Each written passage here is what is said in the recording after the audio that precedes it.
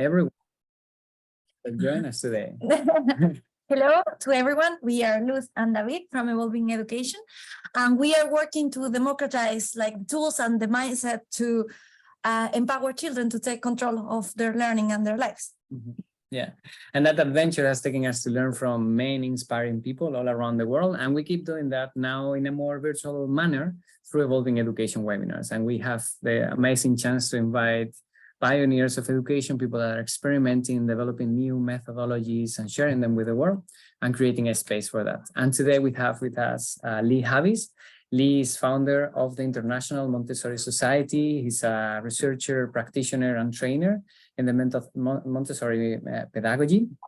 And he has even developed his own technologies and methods to help more people being able to observe children and help them to develop their innate potential. So we're really pleased to come with you today, Lee, here, and looking forward to know more about your work, which is a long trajectory. I think helping lots of people all around the world. Actually, I think we're gonna hear a video coming from a presentation in Saudi Arabia. I think you're in the US at the moment. I know you have work as well with people in Mexico. So yeah, really an international work that you have been doing. Thank you for being with us. Well, it's a pleasure to be here, and it's a wonderful network that you have and a wonderful vision, and I'm really happy to be a part of it and appreciate very much what you're doing to spread the word around. You know, my field is scientific education, and that's what I'm going to be talking about. The first thought that comes to my mind is realizing that I'm going to be speaking to a very broad audience of people. The thing about scientific education is it relates to a reality which is so far beyond our experiences of ordinary life that there is a lot of confusion and difficulty. So we're going to try to muddle our way through that. We're going to have a video that will give a lot of description, but actually, let's take a look for a moment at the fundamental problem that we have in life. Scientific education is really directed to a very fundamental problem in the world. Let's call it reality. What we look around in the world is we see war, we see violence, we see poverty, we see chaos, we see difficulties. We've come to see that as normal.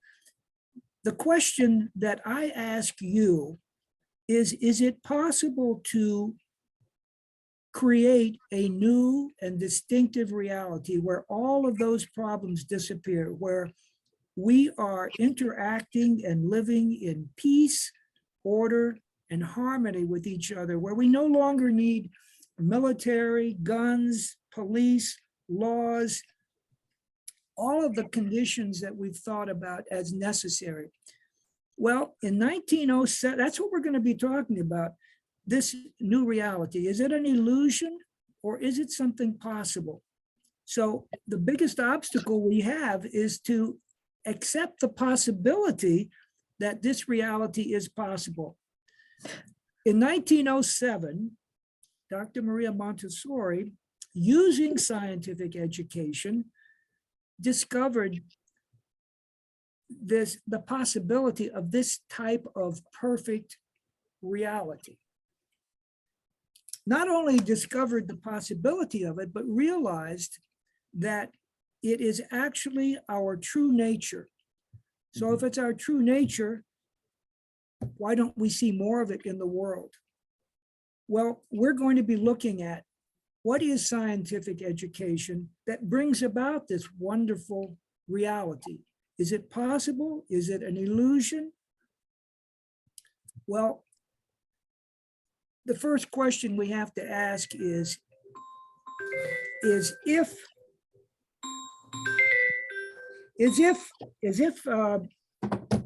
this reality is possible, and if scientific education brings it about, how come we don't see it around today? Why don't we see these children in perfect order and harmony? It's a fair question. The problem is that scientific education over the years has not been exactly and well understood. And there's also, as a result, a lack of practical guidance to know exactly how to do it. So we see partial results, but we don't see this ultimate vision and result that Dr. Montessori discovered. But what exactly is scientific education and how does it work? That's what we're going to be talking about today. You're going to get some insight today. I'm going to show you a video. In this video, you're going to see something about the discoveries and the insight that over the years I have discovered and brought about to finally solve the problems of this lack of clarity and this lack of practical guidance in the field, what I call a technology of scientific education. Now, in the video, you're going to hear words and concepts that are going to be more confusing than clear, that it's going to be hard to understand what I'll be presenting. Even though I can say the words clearly, the technology, the terminology, the language relates to a reality which is beyond our experience. So I ask you to keep an open mind as you listen and watch what is being presented to you. And at the end of the video, you'll have a chance to ask some questions, to have a little discussion. But beyond that, you will also have an opportunity to learn more about the technology, realizing you're only going to get a quick look at the discoveries and insights that make this so exciting and such a breakthrough opportunity for the world and life and teachers and parents today. So I'm encouraging you to take what you do learn and try it out with children and see what happens for yourself. And I think you're going to see some very positive changes. Hopefully, that will inspire and encourage you to learn more and to put it more into practice. Resources and tools are available at the International Montessori Society website, imsmontessori.org. More importantly, I have written a new book on the subject, The Technology of Scientific Education, which will soon be available. And all of the questions you could conceivably ask is going to be in that one volume in a very clear and orderly manner. Still going to be difficult to work through all of that, but you know that the resources, the materials are there and available. So now let's take a look at the video. Okay. Thank you for sharing that, Lee. And what you said about that new reality, because I think it's our vision in a way as well. Something that we say very often is that we believe in a world where schools and learning spaces are not a mirror of how society is, but how it could be. And if we create learning spaces that are horizontally managed, where people can express their emotions and their thoughts, where we can resolve conflicts in a non-violent manner, that can really become seeds for the change that we want to see in society, and that children will carry on that mindset, that way of behaving and being with others. So looking forward to... I already know we're going to have an interesting discussion with you folks. I really appreciate your interest, and hopefully you're going to be more interested after you watch the video. Okay. Let's go for it. So let's take a look.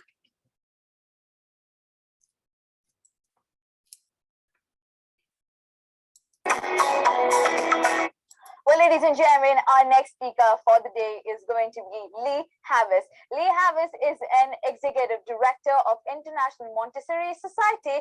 He also serves on the board of directors of International Montessori Accreditation Council and Corrector Teaching. In addition, he is executive director, founder, and a member of the board of trustee of International Montessori Trust, which supports individualized in-home learning as trust. Let's go ahead and welcome him on board.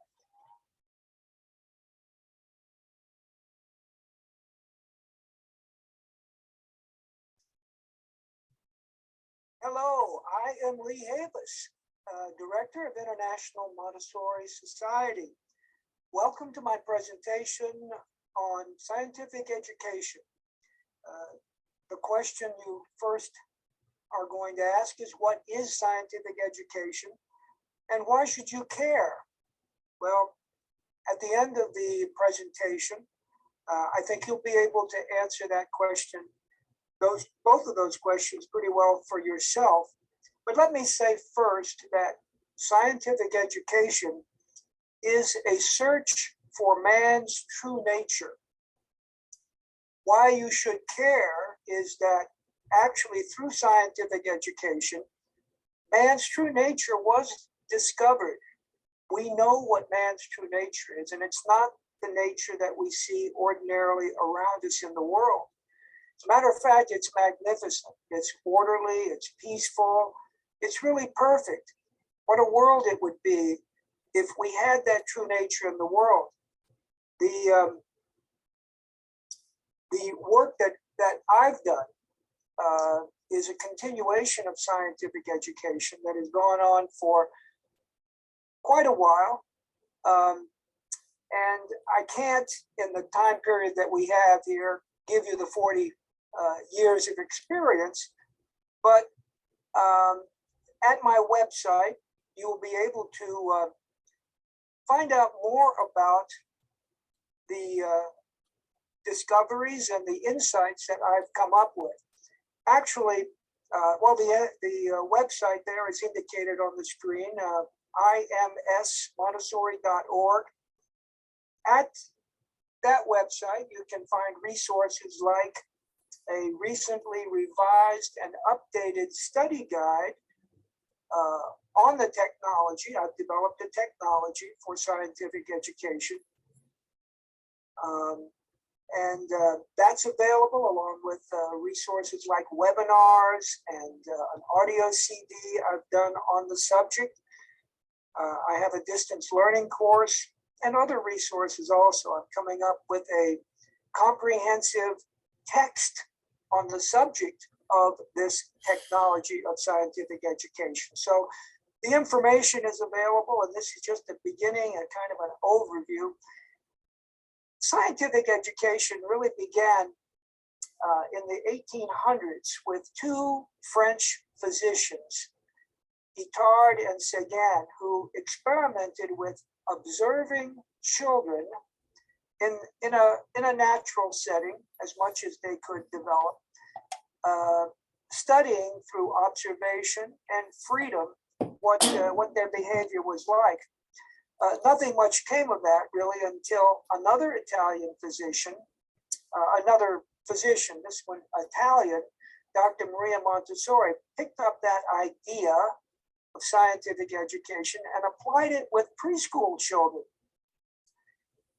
She didn't know exactly what was going to happen, but amazing discoveries came about from that. She discovered that the young child had an incredible receptivity to the environment. Actually, the uniqueness of the environment is the whole key to the discoveries that she made. The children concentrated on these materials that were provided in the environment, and she noticed a profound change in the child's behavior. It changed from the ordinary way of fantasy, inattention, and disorder to one of spontaneous self-discipline, qualities that she saw that were amazing and really unusual. And it came about naturally through freedom. So she realized that what she had discovered with this peaceful, harmonious way of being that she observed was a transformation to the child's true nature. But the key is, and was at the time, what is the environment? How do we bring about this true nature? Well, we know it's freedom, but really at the time, scientific education was just a general sense of giving freedom. And it really was in the mist and clouds. And it has been until I came along with the discoveries and insights that I came up with. But how to create the scientific environment has been the problem. In a general way, it was developed through Dr. Montessori's work, and we know about Dr. Montessori's method, which was applying what she understood of scientific education. I came into the situation in the early 1970s, first as a teacher of young children, then ultimately becoming a director of a training program in Montessori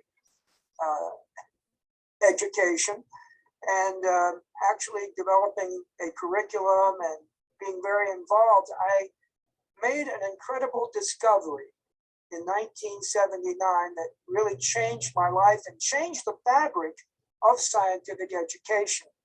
In 1979, I left that prior work in the field of Montessori education and started the International Montessori Society. My discovery was the secret of scientific education as being an individual child framework. What allows this scientific environment to emerge, or how you create it, is the way you look at a child. We have to train our minds to look at the child as an unknown spiritual being. Actually, when we look at a child, we're looking at a cluster of energy. We're not seeing the child's true nature.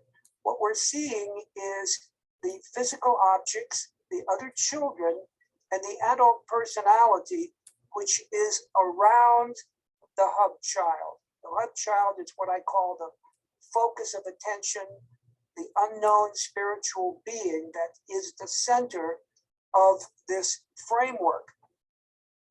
So we're looking in a very unusual way at the child, and the scientific environment that we're going to create is really an order of laws of nature. This is the scientific environment. The question is how to bring it about, and that is what scientific education aims to do. Now, you can do it accidentally, you can do it by instinct, but that's not a reliable way to create this environment. I have discovered through the individual child framework that you can create this environment in a scientific way by removing the disorder from around that hub child. Remove the disorder from the physical objects, the other children, and the adult personality. And what is left when that disorder is removed is the order of laws of nature. How to do that is an experimental process. You have to interact with the physical objects, for example, by trying out different things. I discovered after 1979 that the practical problems were how to conduct those experiments in a systematic, reliable way. And in 2003, after many workshops and much further research, I consolidated a technology, basically a guidance and set of tools to conduct these experiments in a way that was never possible before. So this becomes very practical now. This isn't just a matter of guesswork or instinct or intuition. This is something that somebody can learn. You can learn it and put it into practice, and you can see for yourself the child's true nature emerging. Now let's practice a little bit the idea of looking at the child as a cluster of energy instead of the way we ordinarily look at the child. Here is the child, but what we're really looking at is the child's physical body. What we're thinking of the child is really a projection of our own personality. Now we see the physical objects. We know that our personality is in the environment around the child. We don't see other children. But here's another example of a scenario. Now here we see a child. The hub child is on the right working with the physical objects. The other child now we see in the situation, and notice that she's looking at you or me. She's looking at the camera, and that is eye contact. That shows the influence and the impact of the adult personality. So we see ourselves through children in this way. Eye contact, incidentally, is one of the important techniques of the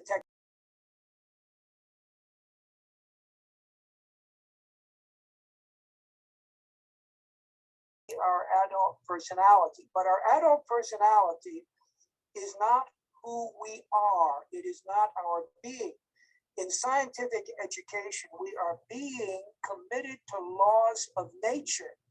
And so we have to learn to separate ourselves from this personality, this quality that we have acquired as a self-image from our conditioning when we were little children. It also is conditioned through the culture.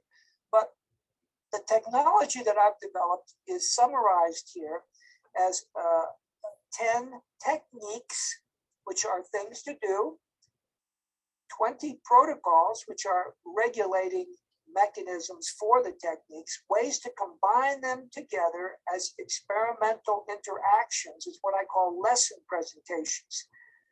And then there are a series of safe words which control the language that you use with children. So all of those taken together in different ways, combinations, is really what scientific education is about in basically in this modern expression of this field. Now, things get a little more complicated when we have a group of children because we have all these different scenarios, all these different clusters of energy. Every child is a hub child of a scenario, or perhaps another child of another scenario. But we don't pay attention, or we don't get ourselves involved with orderly situations. We concern ourselves when there is disorder. So notice the teacher is out of the way of the children's activity. That's the best way to be when there is no problem going on. So when there is a group of children, we have a protocol, well-being of the total environment.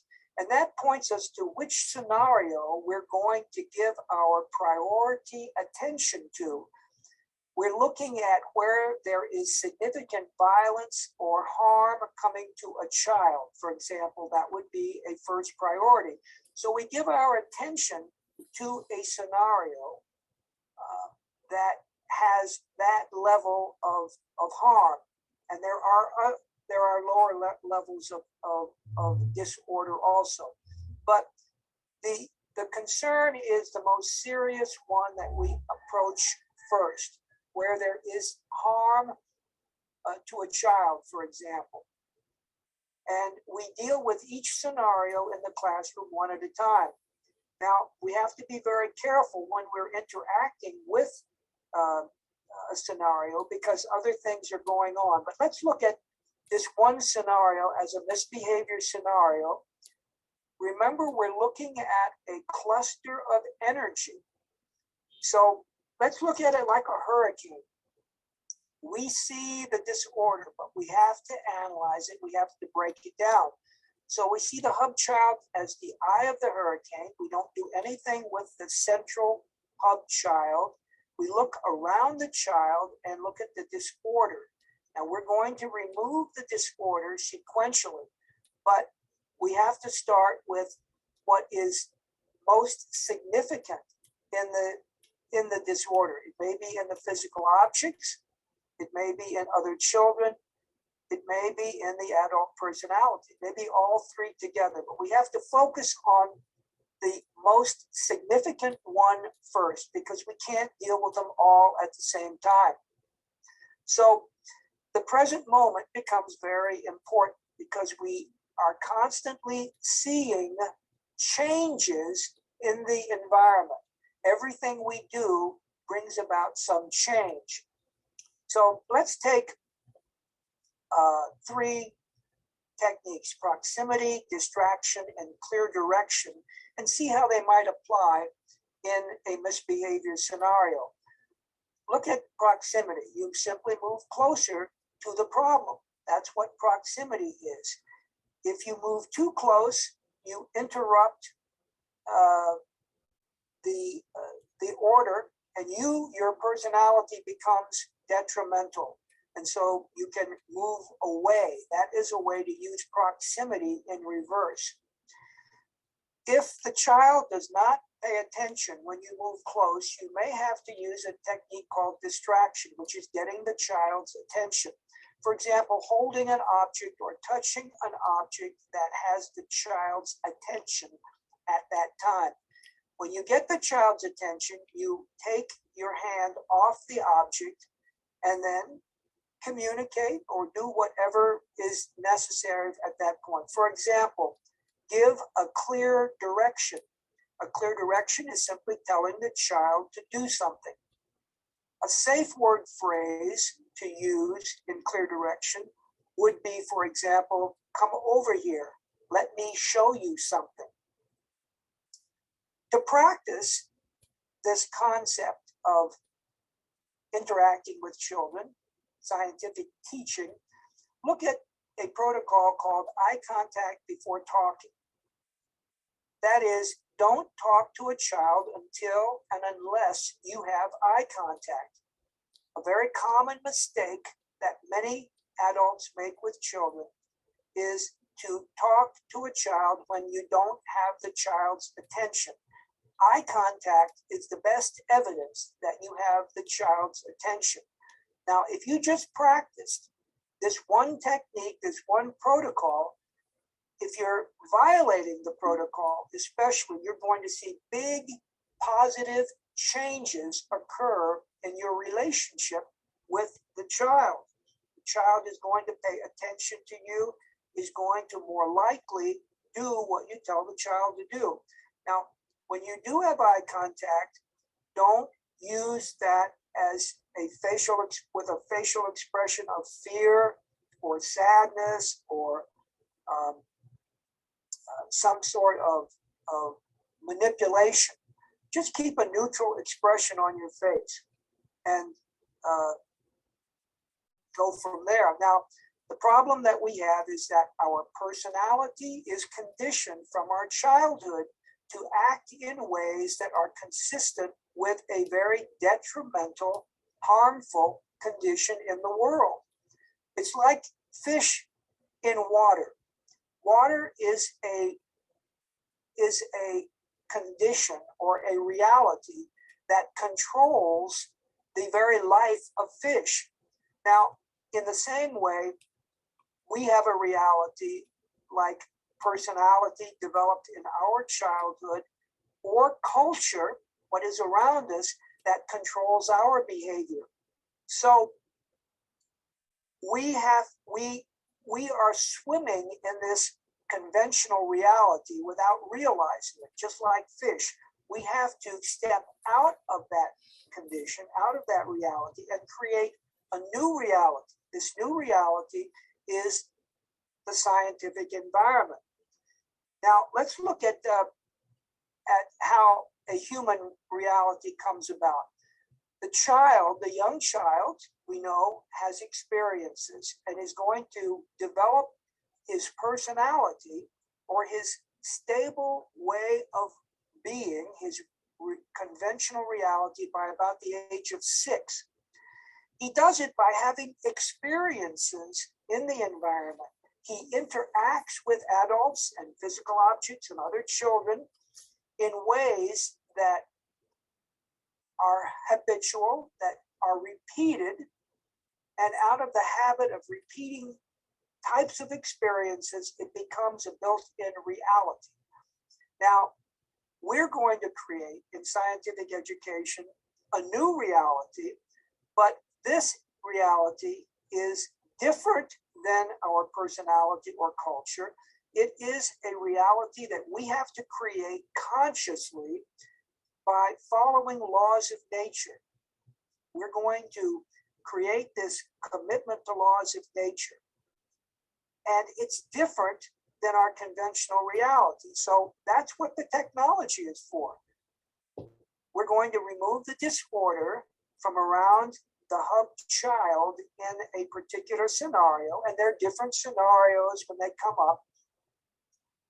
We now have a technology of scientific education to conduct our experiments that will remove the disorder in a very effective way. Now, applying the technology is creating this scientific environment in the same way that we unconsciously created our conventional reality when we were little children. We have an experience. We practice a particular type of interaction using the technology one time.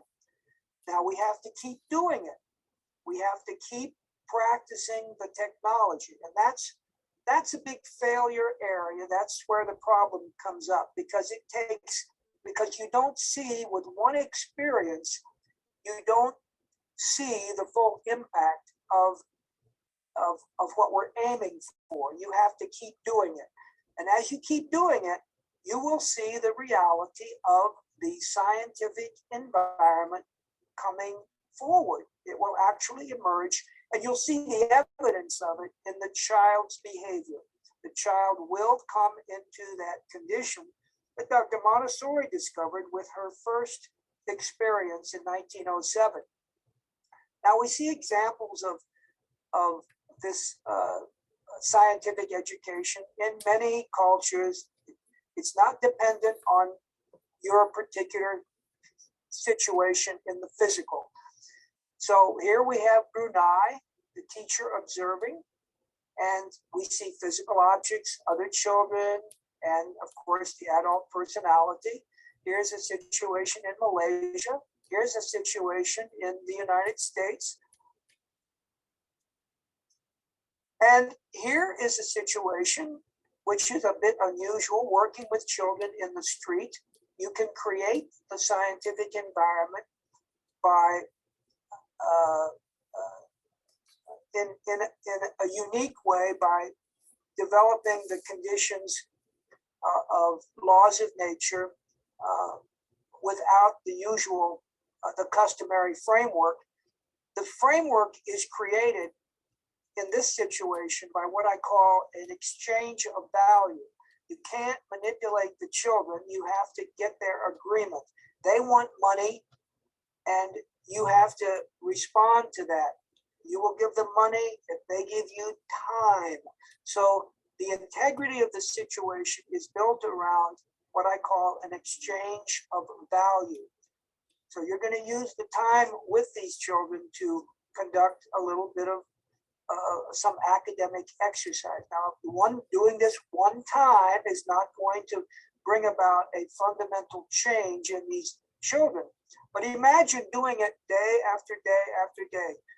This would transform the world. As a matter of fact, I believe that this is the key to transforming the world, is working with poor, abandoned, neglected children to bring about the qualities of true natural being. Here I am working with children in Mexico doing the same kinds of things. So in whatever your situation is, you can certainly practice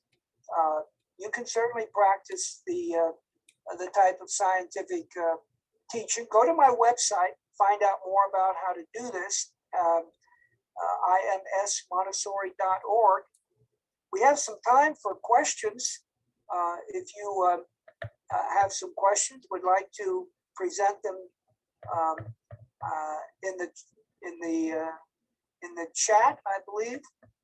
If you have some questions. Yes, thank you. We do have some questions, Mr. Havis. Just give me a minute, as I'm going to post them for you now. Just checking the question slides.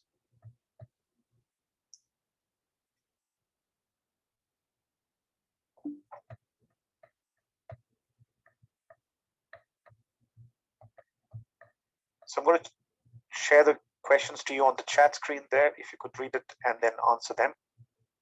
I'm on the chat screen, but I don't. I will read it. I will read the questions to you.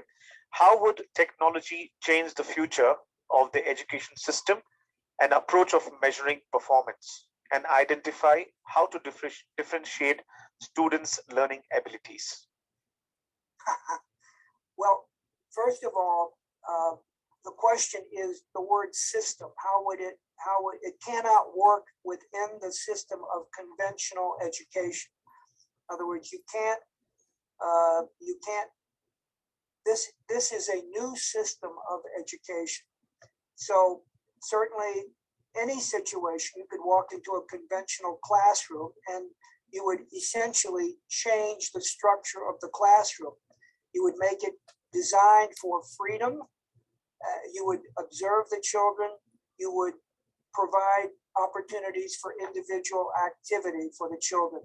How you measure performance is just by observing the children as they change their behavior. You know, what you're aiming for is the child's true nature. So it's a little different than measuring performance from an academic test, although they will improve their performance, of course. This is what happens when you give children the freedom to explore their own interests and to work according to their own abilities. This naturally comes about. You see, as I indicated, precocious intelligence is one of the qualities of true natural being. So you measure performance by observing it. You can certainly administer tests. I've actually created a standardized test that works very well to measure performance.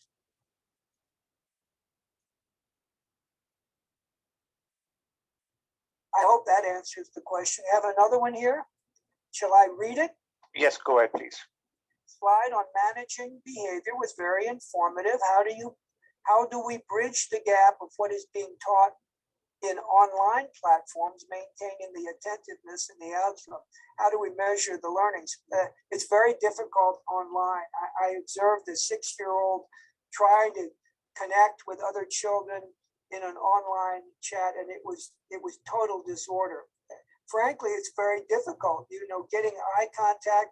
I can look at the screen. I can look at you, but I don't see you.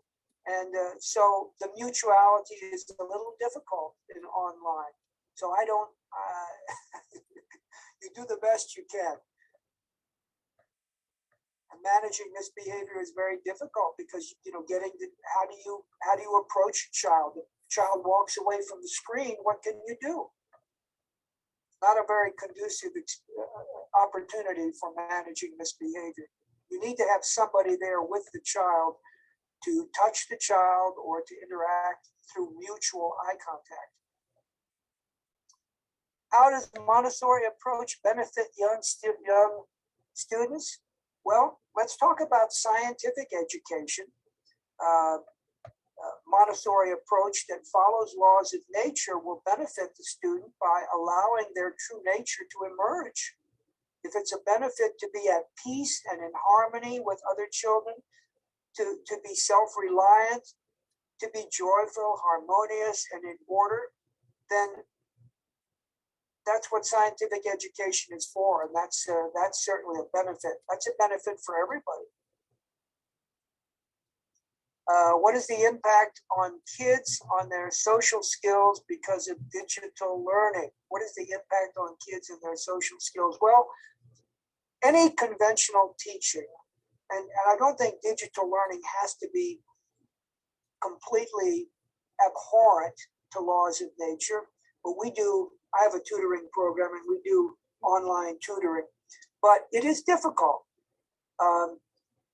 The impact on kids depends on the quality of digital learning. I know that there are other presentations on this conference that will talk about improving the quality of digital learning. It is a difficult context, a difficult format to manage misbehavior, for example, but you do it in the different techniques that you have, getting the children to write things with screens that you can share, interacting in a friendly, supportive way, giving them things that they can do on their own without being basically told everything to do from a standardized curriculum. Scientific teaching evolved because of digital, how has scientific teaching evolved because of digitalization? Well, I think in my mind, through this conference, for example, computers are expanding the access to scientific education. In other words, in this format, I can reach out hundreds and perhaps thousands of people with this knowledge. The webinars that I do are effective. They're recorded and they can be produced and sent out widely through the internet. So this has been a great opportunity to expand communication, although it has certain limitations, but it certainly has that advantage. One more question: how much time do I have to spend in a discussion using the new system of education with my students when I'm in an online platform? Or what is the ideal time duration that should spend in a discussion when I'm in an online platform? Well, I think that sort of begs the question. The question is, what is the nature of your discussion? If your discussion is focused on the child's interests, it can go on for quite a while. But the situation will determine how long the discussion can take place. Children lose interest after a while. You can't keep focusing on the same thing that the child has already understood and wants to move on. And of course, if there are other children in the situation, you have to give attention to that also. Okay, well, thank you very much. Follow up later. I hope to be on the conference later on. Maybe we can hook up in a chat on the conference. So thank you very much for participating, and I hope we have more opportunity to continue. Thank you so much, Mr. Havis. Any delegates who want to interact with Mr. Havis can go to the networking launch. Mr. Havis is going to be available there for any of your questions or interactions there. Thank you, Mr. Havis. It was a wonderful session. Have a nice day.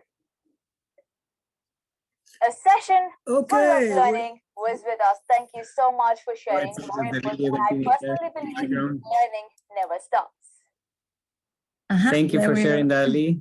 Let me, I want to be sure I'm completely off. Hey guys, this, welcome to Forward. We're a new type of doctor's office that's providing preventative primary care. We've got world-class doctors supported by the most advanced medical technology. Now, one of the really cool things about Forward is you can schedule same-day. There we go. There you go. Okay, we need to, I need to disconnect here. Mhm. How do I do that? I'm gonna close.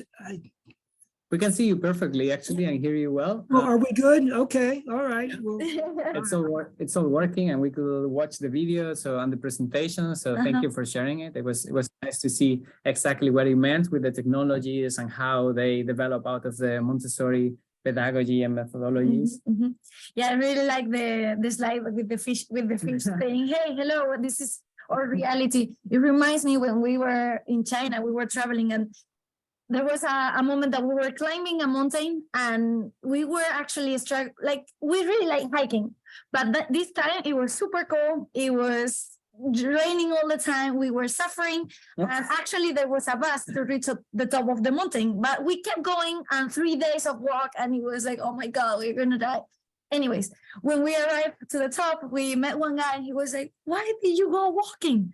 And there's where we have we didn't know what to answer to this.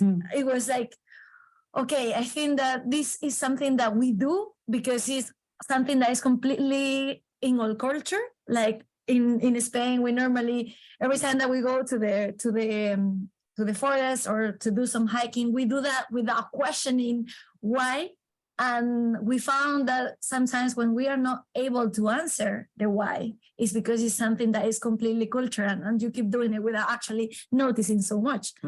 So, and I think this also happens in education. No? There are many things in the way that we speak with children, in the way we treat with them, in the way the schools run, that we don't question. They're just there, ingrained, and there's a big process of questioning why we do the things that we do. To really kind of move beyond some of those barriers that prevent us from supporting children to develop their potential.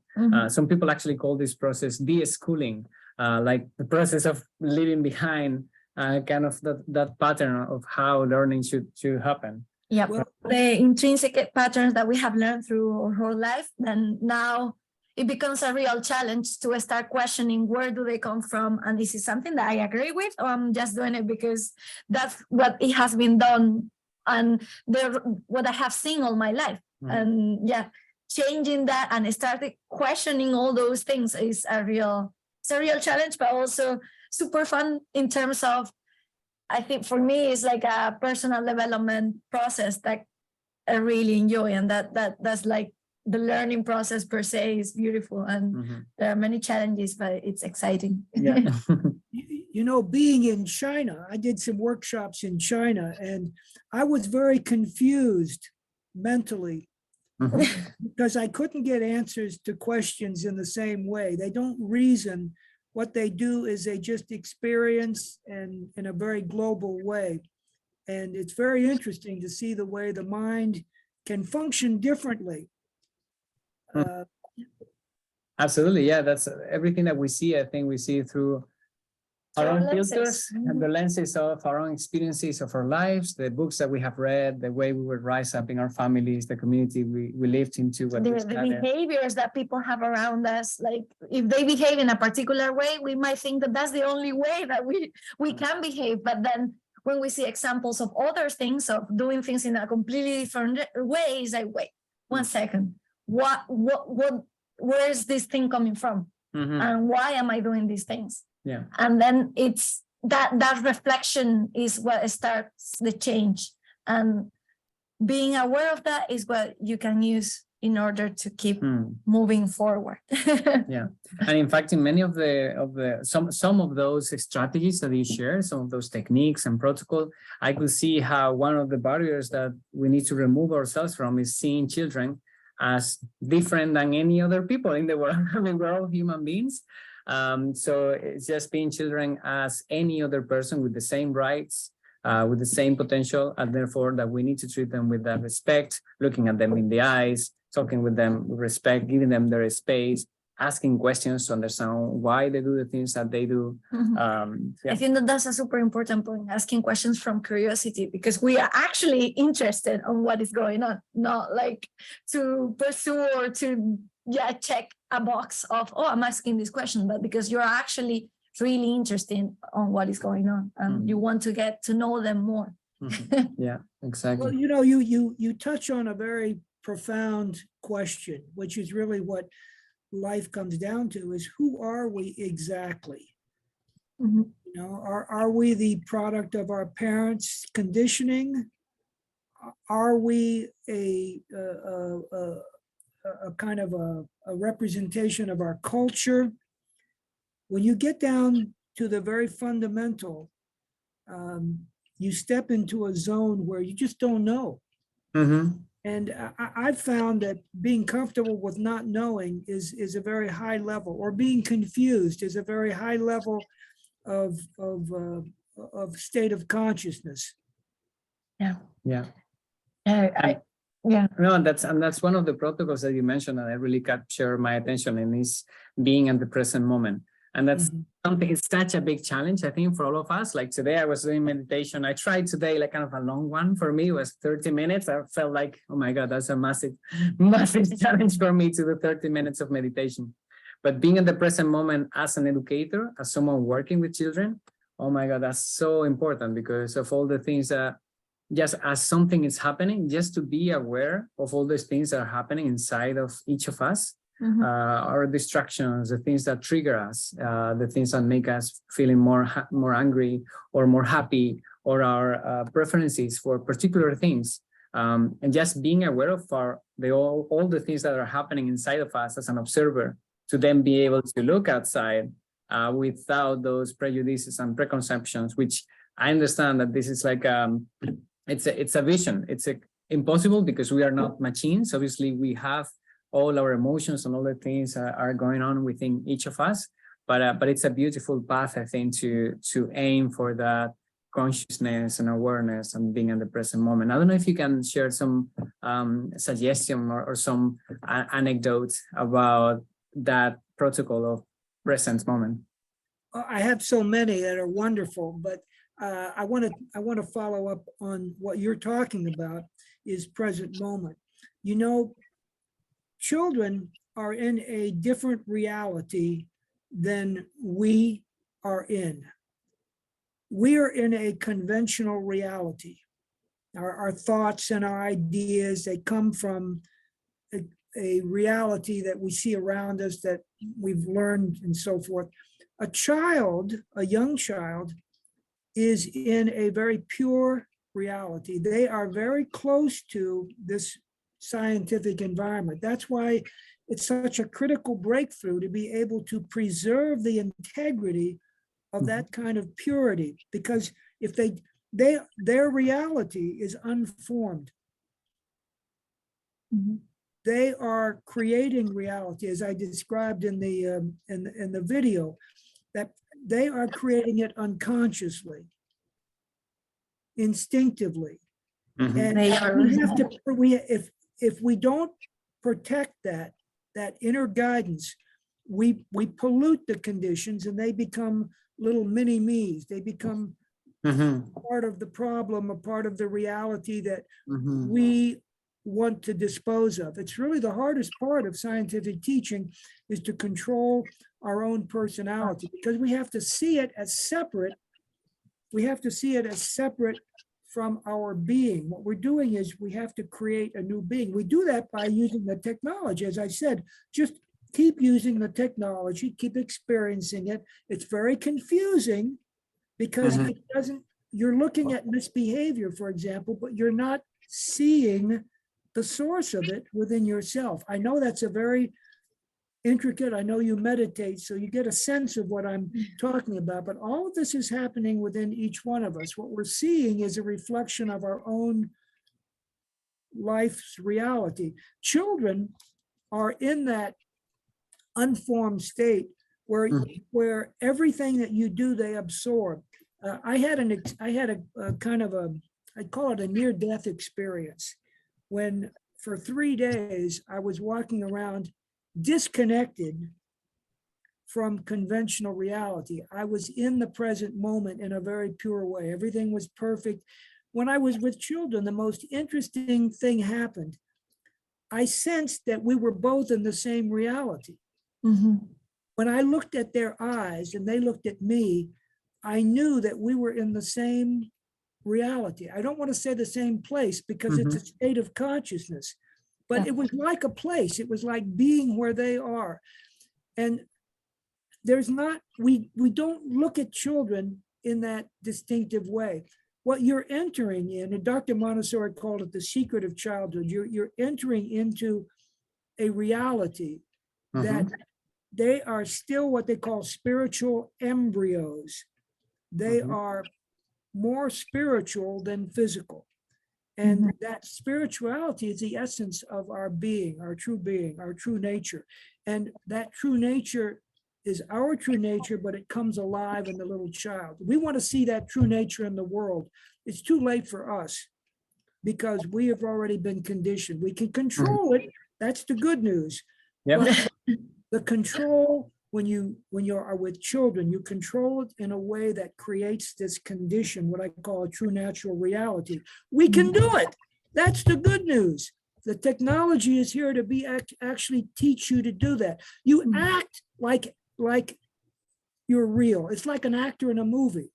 You just act that way. The more you act in this way, the more it becomes natural.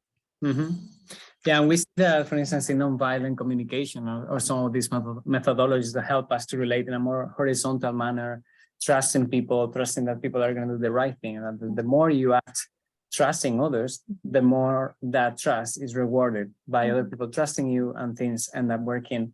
And it might not feel obvious precisely for what you said, for just the conditioning of our society, our kind of competition models that we are involved into since we are tiny. But it is it's going back. I think kids are already in the present. They are already in that stage, and then we're in that walk to be authentic again, to become our own inner child that somehow got damaged in your true nature expressed in outward form. Yeah, that's the way to do it.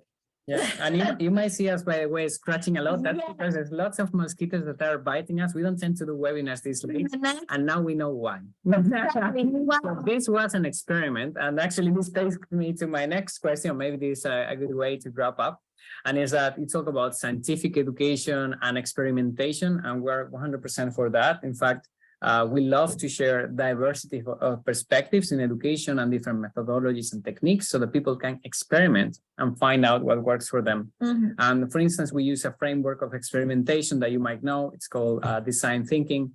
So it's about analyzing your own environment, figuring out what are the root causes, and then doing some experiments with some of those methodologies or tools to see what works out. So I wanted to get some reflections from you about that process of experimentation that people do with using some of the Montessori technologies, and some of the tips that you could give to anyone that wants to try it out. Well, let me say that I love learning, and I study all the time. I study from other people. The world, the universe is a fountain of insight that you can gain. I read from Eckhart Tolle, for example, a great spiritual teacher that I know. I read about William Walter. Of course, I read Maria Montessori. But the thing that you learn is that there's so many different great people in the past who have written and touched on what I'm going to call the ultimate truth, the absolute, infinite, and eternal truth. And people use different words, because words are limiting.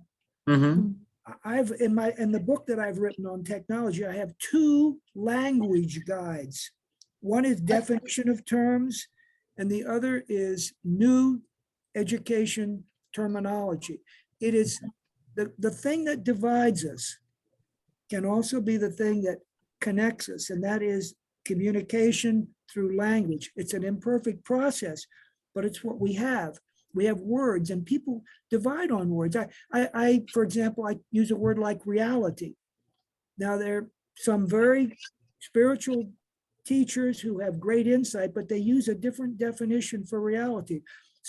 I just read a book from William Walter, spent a whole book about talking about nature and all the different ways nature is described. And it's wonderful to go deep into those definitions, because beyond the definitions, what Tolle calls pointers, words are pointers. They're not anytime you put a word on something, you limit it. So if you'll notice when I talk about the unknown entity, it's very important to see the unknown. You cannot see the unknown, but you allow it to emerge. It's constantly experimenting. You're constantly what I call experiential understanding. You understand something, but immediately that understanding opens up a new opportunity for experience. You have a new experience, you have a new understanding. It goes on continuously. And what discourages and frustrates me the most is this human nature that stops people from experimenting, that stops people from that road of discovery. Because in fact, it might be fear of failure, right? I think that's one of the bad points, that failure has been punished. So that means that you cannot fail. You cannot fail. You shouldn't experiment too much, because in that process you're gonna fail. So I heard one Montessori teacher told me, when I pointed out a big mistake that she had made, she said that was a failed attempt at Montessori teaching. In other words, it's showing that you can be committed to the truth and make mistakes, but you can always correct the mistakes. And that's what's wonderful about the technology. It didn't just come out of a hat. I mean, I studied, I worked with children, I tested it out with teachers. I kept experimenting until I saw the completion of it. But the technology holds experimentation. There's a technique called imagination previsioning. We didn't talk about it in the video. What I call that is when everything else fails, you would call it meditation. You go and you think about what you did and you provision a different way of doing it. You go into your mind at a very deep level and you keep trying. And if you keep repeating, if you keep trying, you will get to an answer. Yeah. Because the answers are there, but they don't come immediately. They come by just experimentation.